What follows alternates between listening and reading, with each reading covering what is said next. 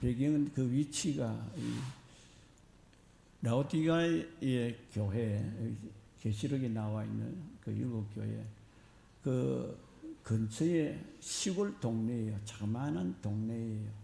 그곳에서 사도 바울이 에베소에 있을 때에 그 하나님 말씀 복음을 전했는데 그 가운데 믿음이 생긴 사람이 에바브라디도라는 그 성도가 마음에 이거 복음이 내 안에 들어와 있는데 이거 나 혼자만 간직해가 있어야 될 것이 아니다.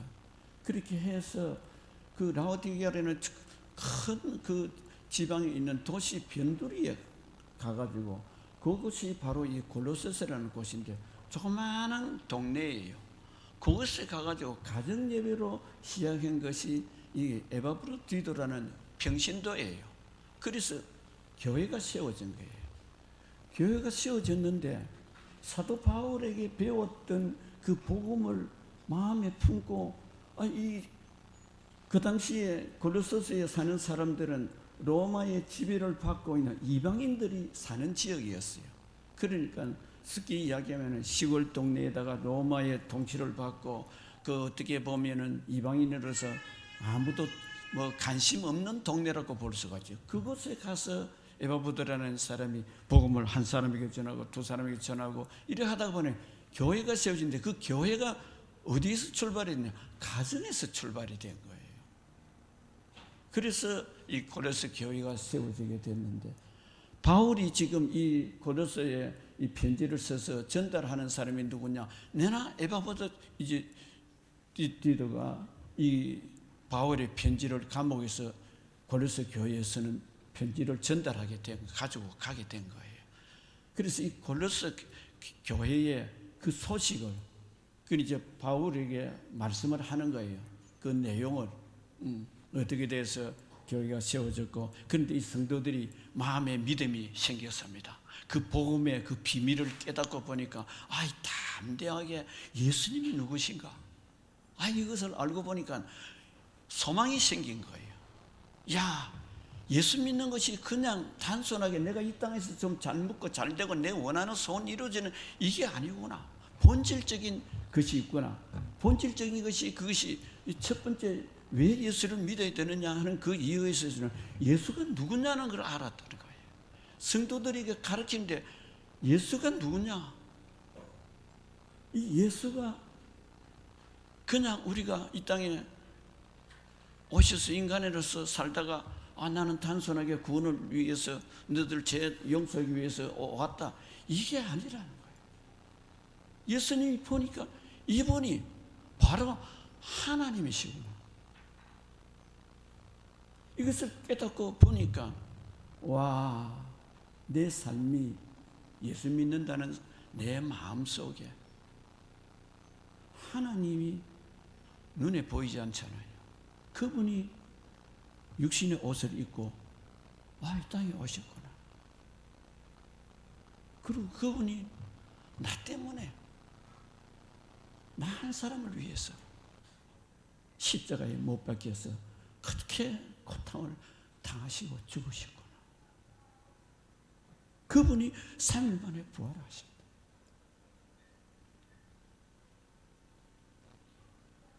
누구를 위해서 부활하셨느냐?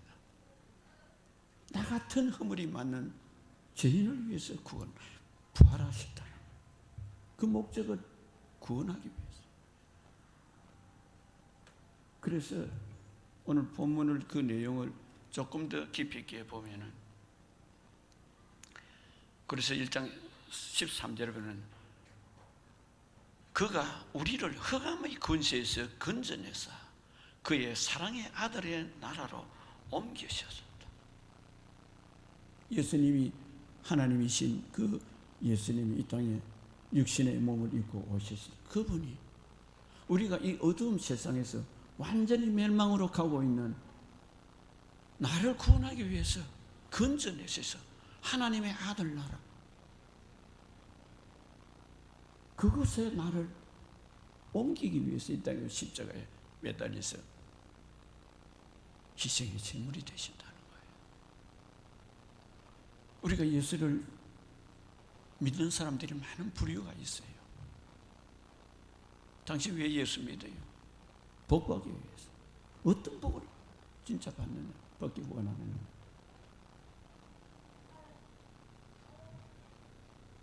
예수님이 이 땅에 오셔서 율법주의자들, 바리새인들, 사두개인들, 대제사장들, 누구보다 하나님 말씀 많이 알아요. 행위도 보면은 사람 앞에 칭찬받는 그런 행동을 보입니다. 그런 사람에게 예수님이 오셔서 그들을 질책을 한 거예요. 외식하는 자들아, 너희 외형은 거룩하게 보이지만 너 속 사람이 하나님 앞에서 너희들 마음을 가지고 있는 거야. 왜 그 말씀을 하셨을까?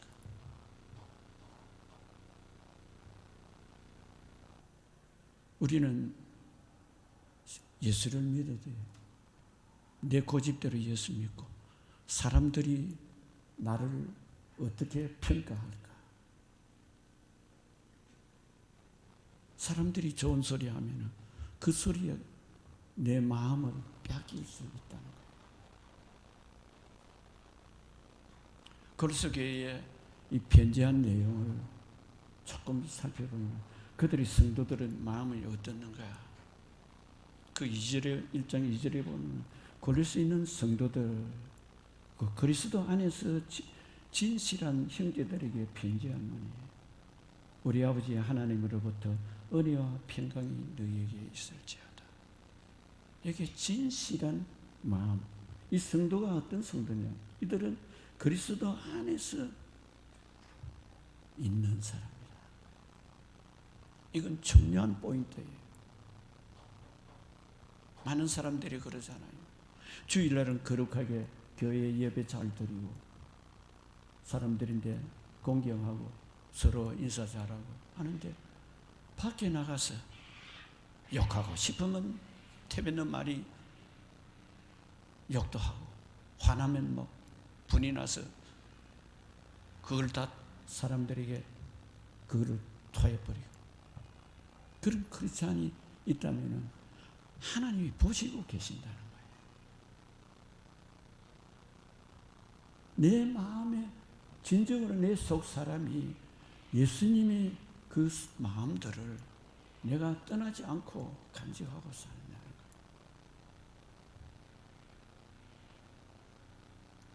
그래서 오늘 본문을 통해서 좀 살펴보는 하나님이 원하시는 성도의 신앙생활 이 세 가지를 나누어 볼 텐데 먼저 하나님이 기뻐하시는 건 뭐냐? 우리가 잘 알죠. 로마서 12장 2절에 있는 말씀은 우리가 너무 익히 알고 있는 말씀이죠. 하나님의 그 뜻이 어디에 있는가? 이 하나님은 그렇게 말씀을 하시고 계시죠. 너희는 이 세대를 본받지 말고 오직 마음을 새롭게 함으로써 변화를 받아서 하나님의 선하시고 기뻐하시고 온전한 뜻이 무엇인지 분별하도록 하라. 하나님의 속마음, 우리들이 속마음이 세상에 쫓아서 같이 흡수려 가지고 거기에 내 마음이 동일하게 목적을 두고 살고 있지 않느냐. 그래서 사도 바울이 너희들 하나님 마음을 알아야 된다. 하나님 마음은 이 세대를 본받지 않는 것이다. 그렇게 말씀을 하시고 사도 바울이 또 에베소 교회에 말씀을 할 때는 에베소서 5장 15절 16절에 있는 말씀대로 그러므로 너희가 어떻게 행할 것을 자세히 주의하여 지혜 없는 자 같이 하지 말고 오직 지혜 있는 자 같이 하여 세월을 아끼라 하니라. 그래서 세월을 아끼라. 이게 하나님이 성도로서의 마음가짐이죠. 이것을 오늘 골로새서의 우리 본문을 읽었던 그 내용을 통해서 세 가지 부류를 이렇게 좀 살펴보고자 합니다. 그 첫 번째가 하나님이 원하시는 성도의 신앙생활이라는 것은 결국 하나님이 주시는 그 지혜, 한마디로 말씀을 하면은 성령을 통해서 하나님이 말씀하신 그 지혜를 가지고 하나님의 뜻을 알고는 결국 그 신앙이 자라나야 된다. 이 자라는 교육은 우리가 부모님이 아이들 키울 때 그 보면 자라는 거 알죠. 하루아침에 부모가 원하는 대로 아이들이 그렇게 변화가 됩니까? 아니거든요.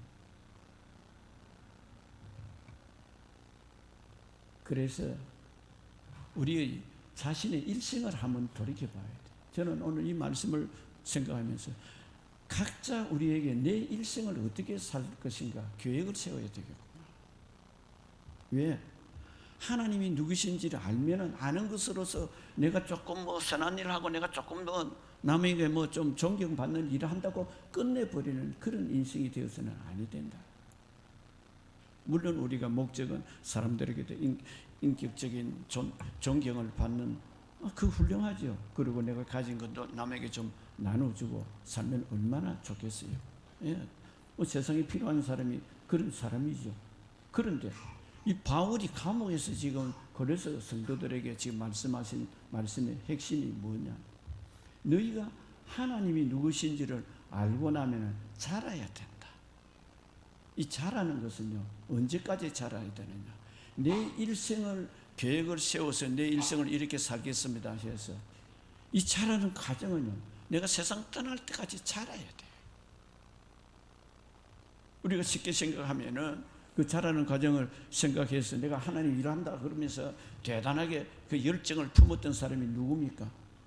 출애굽기에 나오는 모세잖아요. 나만한 사람이 어디 있느냐?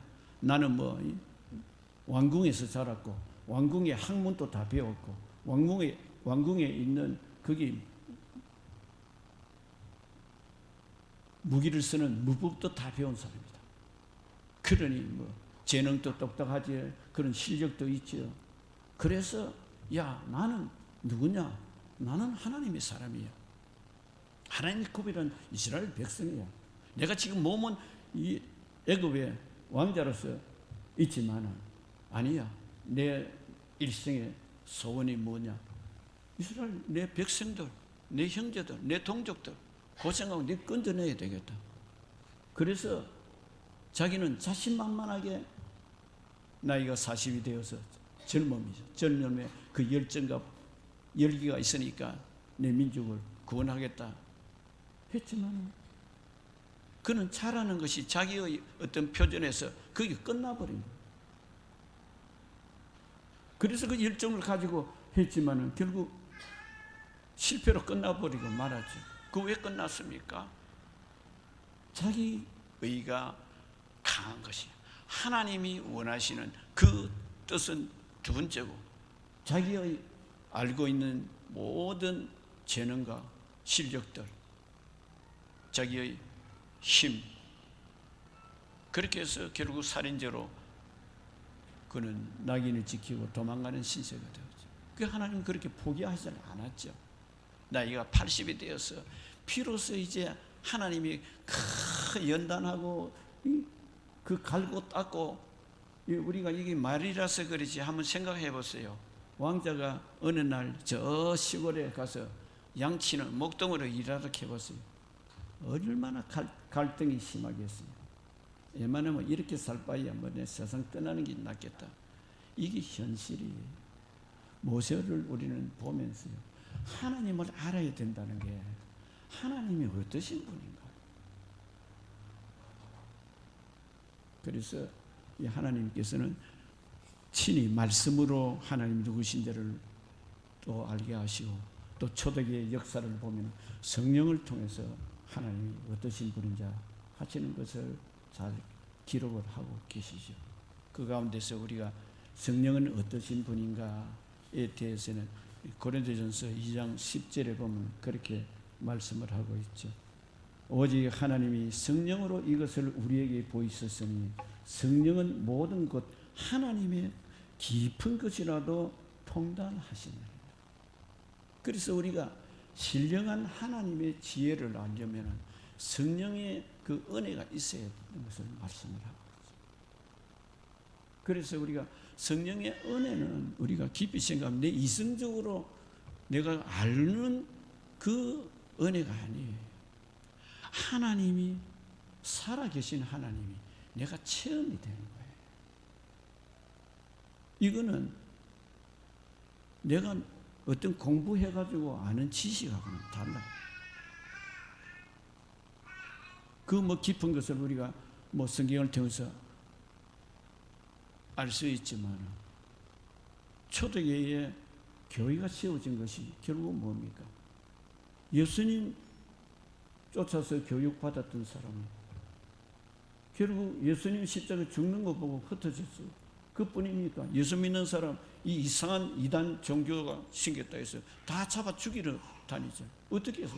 다 도망가 버렸죠. 그러나 부활하신 예수님이 찾아오셨을 때 이들이 목숨을 내어놓고 일생을 주님을 위해서 희생할 수 있는 그런 삶으로 바뀌었거든요. 이게 하나님이 성령을 통해서 일하신 거예요. 지금 골로새 교회도 마찬가지거든요. 사도 바울 생각해 보세요. 어떤 사람이에요? 예수님 제자들 잡아 가두고 죽이는데 앞장섰지. 특별히 스데반 집사가 이 복음을 전할 때에 그게 앞장서서 죽이는 자리에 지도자가 바울, 옛날 이름은 사울이었잖아요. 부활하신 예수님이 찾아오셔서 그를 만나주셨잖아요. 사도행전 9장에 자세한 내용이 기록되어 있죠. 그러고 보니까 이게 예수 믿는 자기의 자신이 누군지를 알게 된 거예요. 그러니 그의 삶이 뒤집어져 버린 거잖아요. 그래서 우리가 신령한 지혜는 성령을 통해서 많이 깨달아지고 하나님을 알게 하기 위한 것입니다. 그래서 우리가 하나님을 알고 보니까 하나님이 안 보이는 하나님이 보이는 하나님이 누구냐? 예수님으로 오시더라는 거예요. 그래서 믿음이 자라야 된다. 그래서 이 믿음이 자란다는 것은 하나님의 은혜가 아니면 자랄 수가 없죠. 이것을 부모가 아이들을 키워보면요 얼마나 애를 먹어요. 좀 잘 말을 듣다가 또 그렇게 어떤 때는 또 자기 고집대로 돌아가고 오늘 또 다시 돌아오고 또 다시 또 고치고 이게 인내가 필요하잖아요. 그런데 나중에 보면은 어젓한 청년이 되고 어젓한 사회에 나가도 지도자가 되고 그 부모의 마음이 기쁨이 되는 거예요. 그래서 하나님을 알아야 된다는 것, 이거는 깊은 의미가 있어요. 우리가 하나님을 안다고 그러면은 정말 하나님의 마음을 우리가 벗어날 수가 없어요.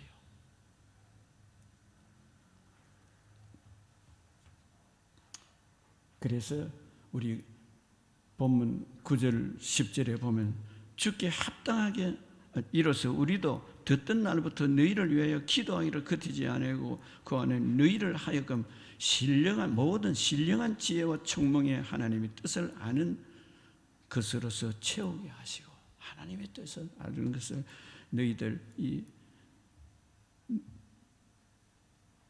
지혜, 내 가지고 있는 재능, 이 모든 것을 하나님을 아는 것에 초점이 먼저 되어야 되고, 10절은 주께 합당하게 행하여 주님이 원하시는 일을 삶으로, 행동으로, 내 입술의 말로서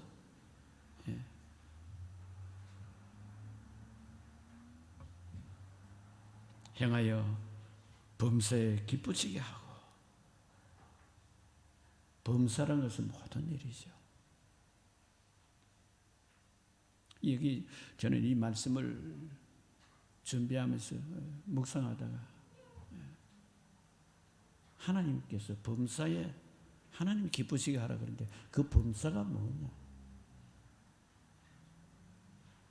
범사의 중에요, 우리는 모든 것이다 이렇게 쉽게 간단하게 짚고 넘어갈지 모르지만 이 범사라는 마음 깊은 소리, 내 마음이 우월해질 때, 걱정이 앞설 때, 문제가 있어서 염려가 될 때,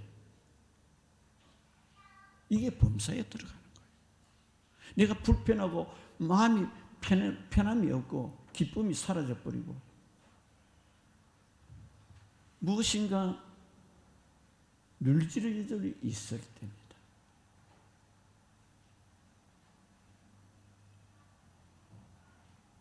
우리의 신앙이 어디다 기준이 되어야 되는가?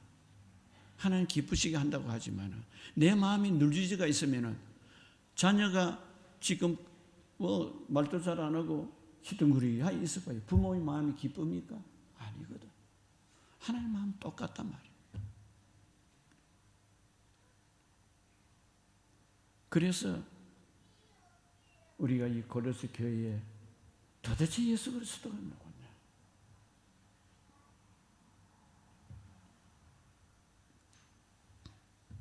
그래서 예수님은 결국 하나님의 본체시다는 거예요.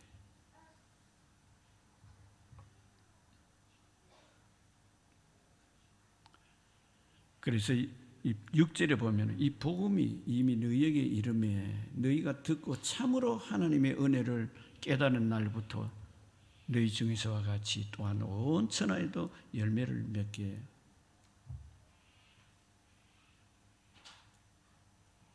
맺은 자라는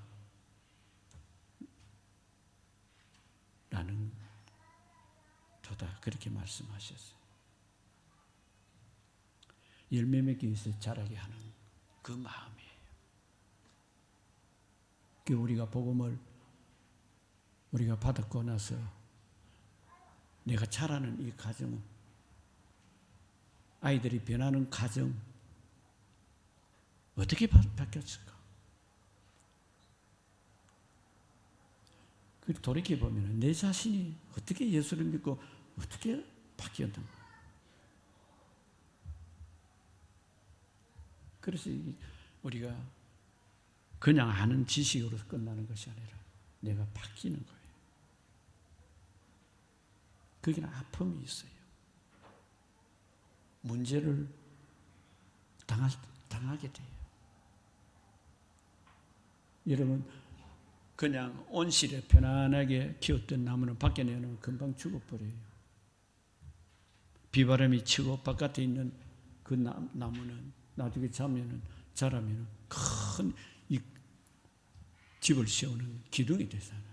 그렇기 때문에 환난이 왜 오는가?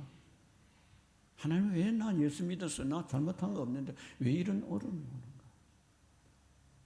나를 하나님이 쓰시는 귀한 제목으로 바꿔나가는 거예요. 고난 없다. 나에게는 문제 없다. 그 사람은 가장 불쌍한 사람이에요. 그래서 우리가 하나님의 신령한 지혜,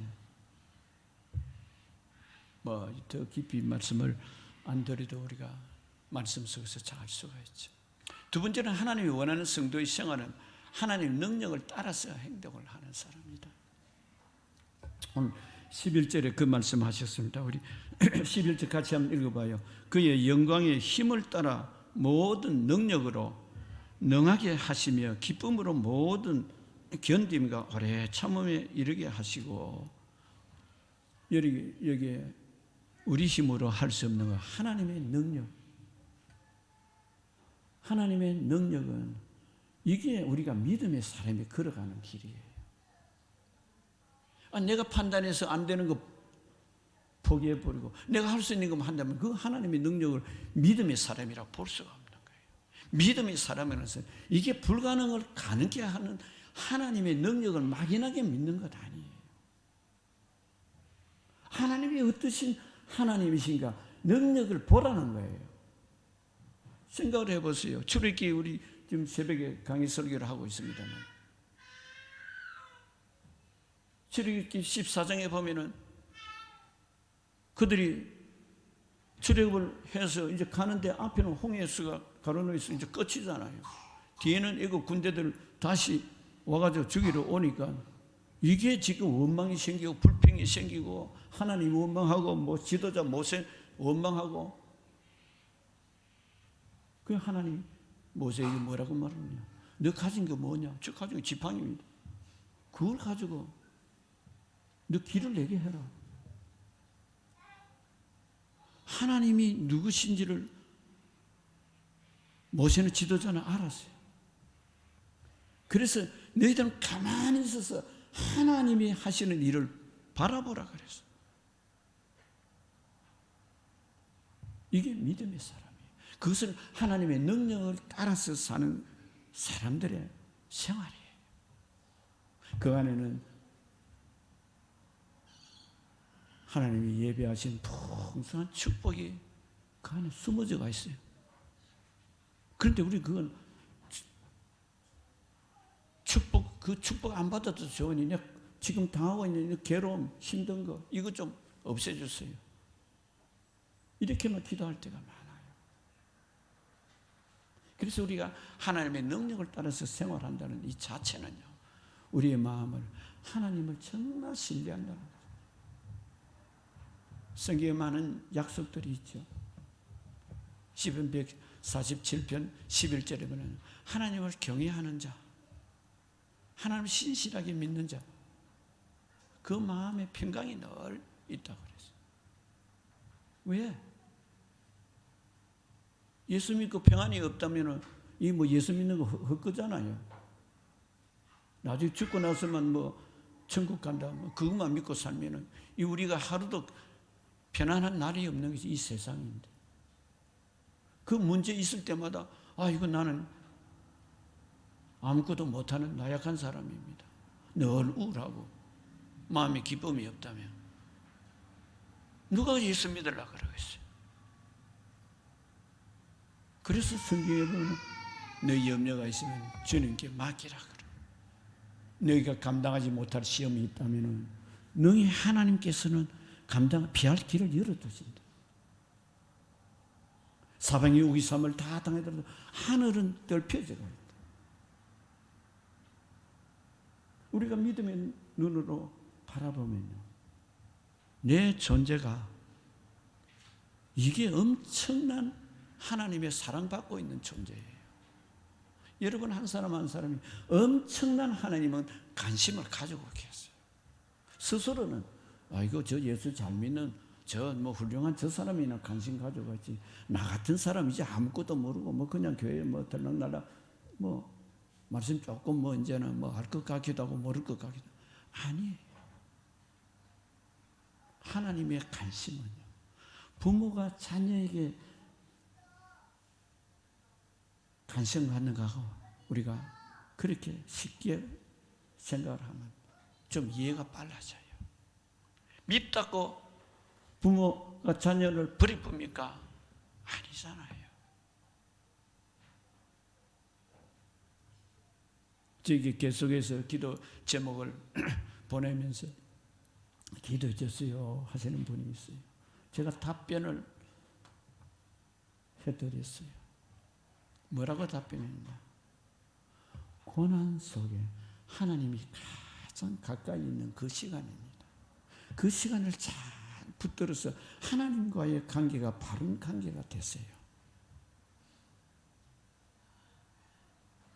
이게 제가 왜 그 소리를 했냐? 이분 고통이 많아요. 주의 종이에요.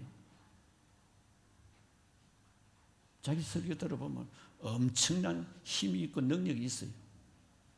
그런데 자기 속에는 아픔이 있는 거예요.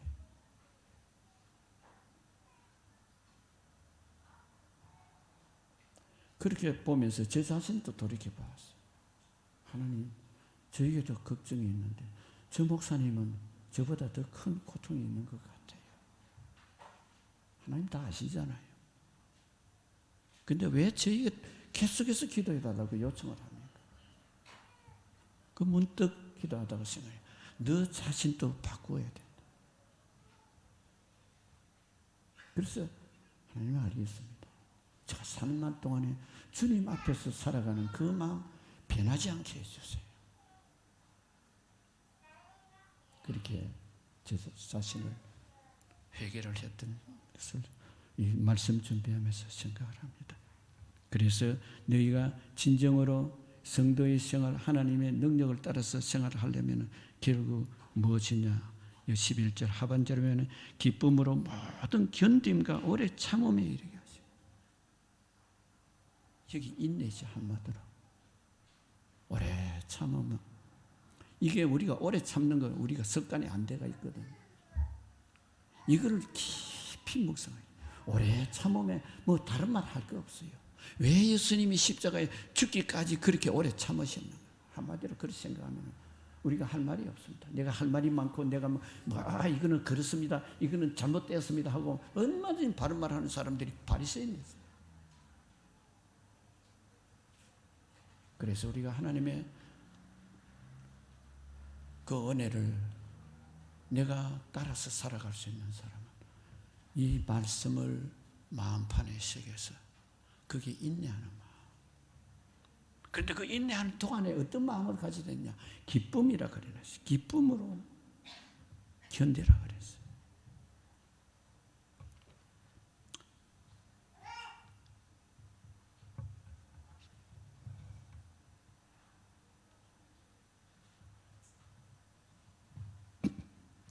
사도 바울은 그것을 깨닫고요. 오늘 고린도서 1장 24절에 나는 이제 너희를 위하여 받는 괴로움을 기뻐하고 그리스도의 남은 고난을 그의 몸된 교회를 위하여 내 육체에 채워놓으라 그랬습니다. 이게 사도 바울만이 가져야 될 말씀 아니에요. 사랑하는 성도님들이 이 마음을 간직할 수 있다면 하나님의 놀라운 은혜와 그 능력을 여러분의 삶에서 하나님이 하시는 일들을 경험할 수가 있습니다. 그런 은혜의 길을 주님 축원드립니다. 할렐루야.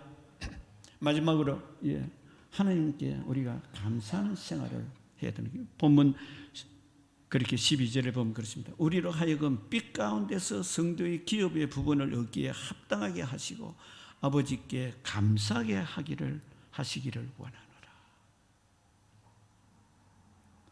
그래서 우리가 이 감사한 마음은요, 이게 하나님의 마음을 움직이는 거예요. 가장 큰 힘 있는 그 능력의 말씀이 감사예요. 우리 마음에 여러 가지 소원들이 있고 문제가 있다 하더라도 하나님께 엎드려서 하나님의 이 문제를 통해서 무슨 일을 이루시고 하나님이 계심을 증거하기 위한 길이라면 즉 감사하게 받아들이겠습니다. 병들어서 죽는다 하더라도 내 생애를 주님이 기쁨에 살다가 주님 품 안에 안기를 원합니다. 이 마음을 고백할 수 있는 거예요. 그래서 감사가 제사를 옳게 드리는 자 시편 50편에 그렇게 말씀하고 있죠. 나를 영화롭게 한다. 하나님 기쁘시게 한다. 그 행위를 온전히 하는 자에게 내가 나의 구원을 보이리라. 사랑하는 성도님들, 그래요. 왜 예수님이 이 땅에 오셔서 마태복음 5장, 6장, 7장 그것은 산상교훈이었죠. 왜 이렇게 말씀을 하시냐? 세상 길은 넓은 길이야. 아무나 갈 수 있는 거예요. 너희가 예수를 믿고 성도로 변화됐으면 너희는 이 좁은 길을 걸어가야 된다. 그 좁은 길이 뭡니까? 죽으러 가란 말입니까? 아니에요. 그 길이 진리 쫓아서 주님과 동행하는 길이에요. 그 길의 마지막은 어디냐? 그것이 우리가 가고 싶어하는 본향 집이에요. 예수를 믿어도 세상 반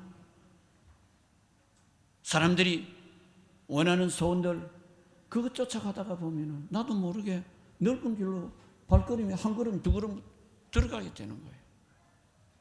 내가 지금 잘못 길을 가고 있다는 모르고 잊어버리고 가는 거예요. 그래서 우리가 믿음의 사람들이 걸어간 발자취를 깊이 우리가 생각하고 그 속에 내 마음을 거기다가 집중하지 아니하면은 나도 모르게 교만한 마음, 내 고집, 사람들이 나를 어떻게 볼까? 거기에 머물러 버리고 말아요. 우리가 잘 아는 조지 밀러 조금 말씀 나누고 말씀 마치겠습니다. 조지 밀러는 우리가 잘 알기로 5만 번이나 기도해서 응답받은 사람이라서 누구든지 사람 의지하지 않고 하나님만 바라보고 그 믿음의 길을 걸어갔던 그 사람이잖아요. 고아를 3,000명이나 먹이 살렸던 그 사람. 잘 그 정도는 다 잘 알아요. 그런데 그의 마음에 아픔이 있었다는 거예요. 그 두 가지 아픔이 있었어요. 하나는 첫째 딸 아이 리디아라는 아이가 장티버스에 병이 들은 거예요. 그 어린 딸이 병이 들어서 지금 죽게 되는데 그 당시만 하더라도 약이 제대로 개발이 안 됐으니까 장기 부작이 걸리면 다 죽는 거예요. 그 믿음의 용사인 조지 밀러가 기도를 어떻게 했겠어요? 하나님께 온전히 기도 드렸겠죠. 그런데 그 딸은 치료를 받았어요. 회복이 되었어요. 그런데 두 번째 문제는 뭐냐? 사랑하는 아내가 결혼해서 14년 만에 나이가 54세가 되었을 때 아내가 병이 들은 거예요.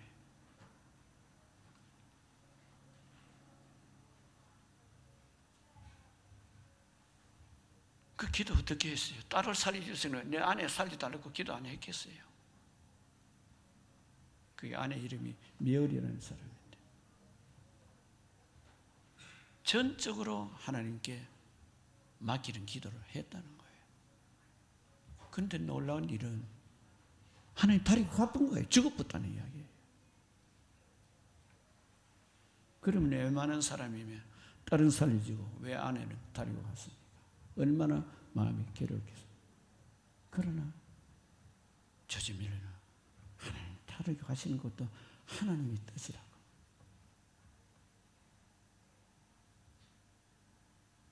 그래서 그의 일생이 위대하게 하나님이 그를 통해서 이루 놓아서 얼마나 큰 일을 하나님께 영광 돌리고 많은 사람들이 조지 밀러 같은 신앙을 가지자 그렇게 하고 있죠.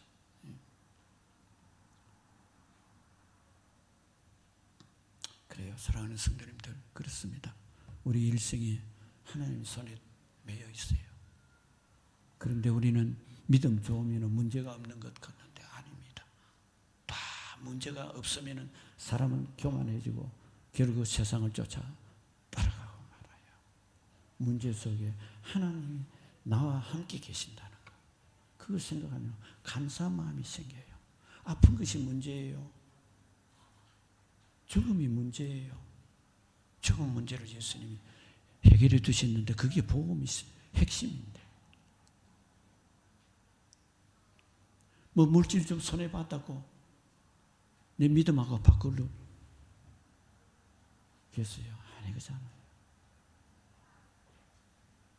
내 원하는 소원이 안 이루어진다고 내가 이 복음을 포기할 것입니까? 아니거든. 사랑하는 성도님들, 마음을 다해서 여러분 하나님이 우리 속마음을 하신다 그랬죠.